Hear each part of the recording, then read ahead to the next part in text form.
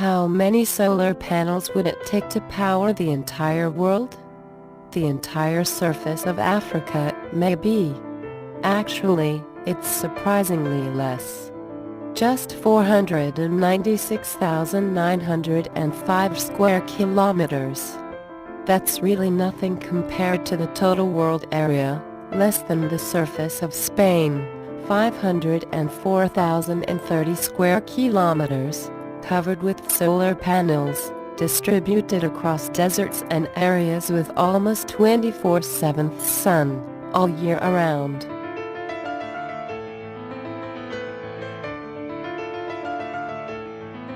Both can provide the electricity necessary for the next 1,000 years. Energy is more than abundant, only an extremely harmful system can stop an abundance of it.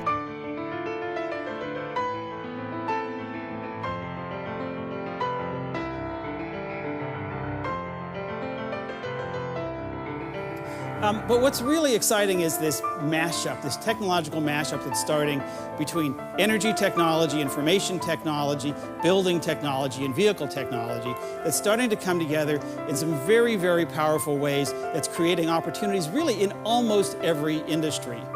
And the parallel really is to what's happened in computing over the past 50 years. So here's the history of computing over the past 50 years in under a minute. You ready? Started off with a big mainframe like this surrounded by a bunch of dumb terminals. Right? And over time, those terminals got smarter and more self-sufficient and better able to have a two-way conversation with the mainframe, and eventually to have a conversation with pretty much everything. The mainframe is off there somewhere. Now it's in the cloud, and then eventually to be able to be connected with just about everything that we have now that's electronic, and a lot of that is happening wirelessly. Right? That's kind of the history. And that happened because of thousands of innovations by hundreds or maybe thousands of companies that brought down the price and improved the efficiency of broadband and microprocessor speed and wireless and storage and everything else, to the point that we no longer think, at least in the developed world, how much time we spend doing this or doing this, that information is almost free. So what's the parallel? Well, there's your mainframe, and with all due respect to the nice people from Nokia, we're sitting in one of the dumb terminals. This is where we live, it's where we work, it's pretty much every building out there. And increasingly, these dumb terminals are going to get smarter and more self-sufficient and better able to have a two-way conversation, not just among themselves and with the mainframe, but among our cars and local distributed sources of power and a whole range of other things. And eventually, a lot of that's going to happen wirelessly.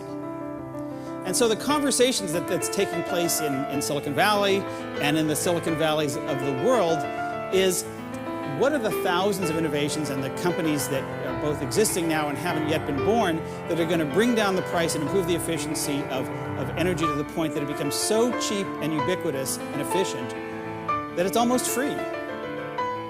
And that's a conversation that is not just a pipe dream. That's a conversation that's taking place, and a lot of the pieces of that are now being built, some by those companies that I showed earlier, some by a whole range of startups. That, by the way, is 180 degrees from drill, baby, drill. It's about energy as abundance, not energy as scarcity.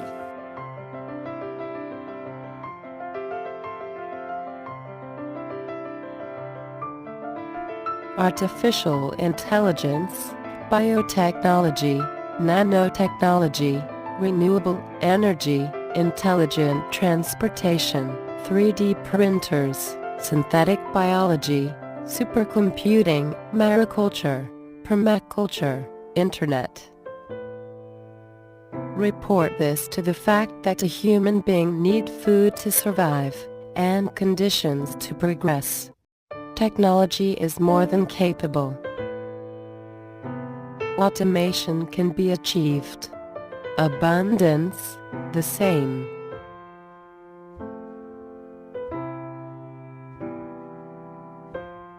Technophobia.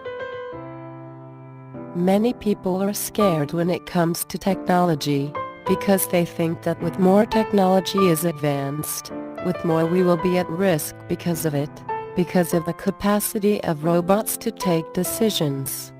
1. If you are somehow influenced by movies, then you should do an analysis to yourself, to see why you got into this situation. 2. You grew up in a competitive environment, where you had the illusion that there are bad people, and you think will be a competition between you and machinery. Much mysticism, mystery, and a deep gap between you and real information. It is normal for you to create such scenarios. In addition to this, some people invent robots after the human body, which is totally wrong, both in terms of utility and technology. 3. If you have not noticed, you are driven by technology. Think about airplanes that are almost entirely automated, robotic. Machines, cellular, fridge, internet, medical machines, you are dependent of those, and I do not think that you suffer because of them. By contrary, you benefit. When you last feared that your microwave will explode?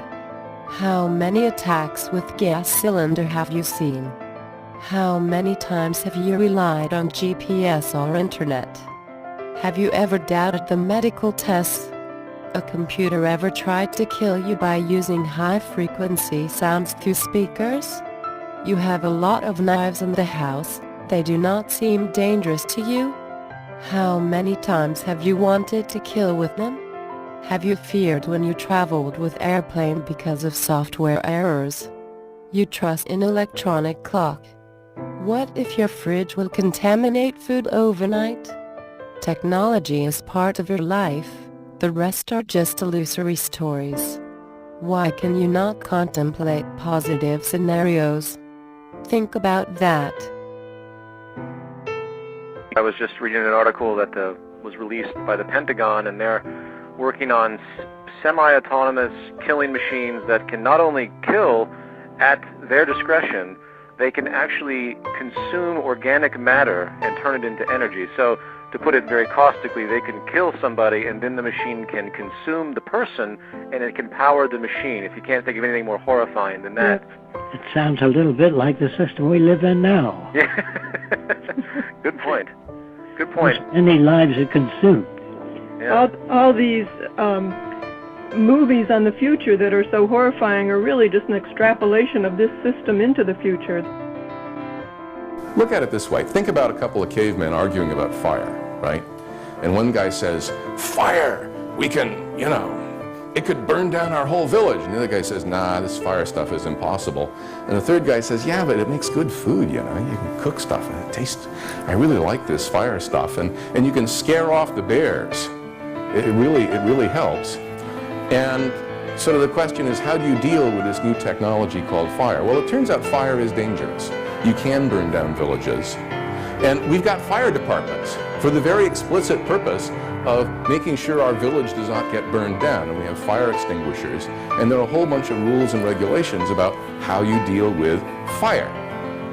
But we find that the advantages of fire, the benefits of fire, are huge. And the risks, when you analyze them, when you look at them, are risks that can be mitigated by various strategies, which we adopt, and we roll forward and do it. So I think that's a sort of an analogy. Machines don't have attitudes. They don't have ambition. If you took your laptop and smashed it in the front of 50 other computers,